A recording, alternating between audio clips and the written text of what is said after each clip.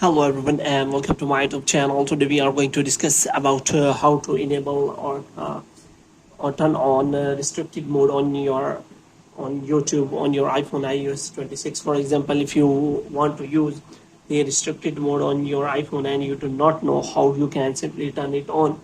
So first of all, I will tell you what are the basic settings related to restricted mode works. So it works like restricting the 18 plus contents on your YouTube, which means it will avoid any content which is more than the 18 plus content. So you have to, if you turn on this restricted mode, then you have to make sure that you want to do that setting. So here you can simply turn on the restricted mode on your YouTube. For this, what you have to do, you have to simply open the YouTube app, and after that you have to simply go to the profile section here. So in the profile section you have to simply go to settings. In settings you can simply find all the settings related to YouTube, and here you can find the general option here.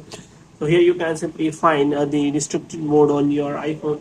So this will help to hide potentially mature videos. No filter is 100% accurate. This settings only applies to this app on this device, which means it only works for only this device. So you have to make sure about that if you want to do that, it will only work on this device. So in this way you can simply change the restricted mode to enable.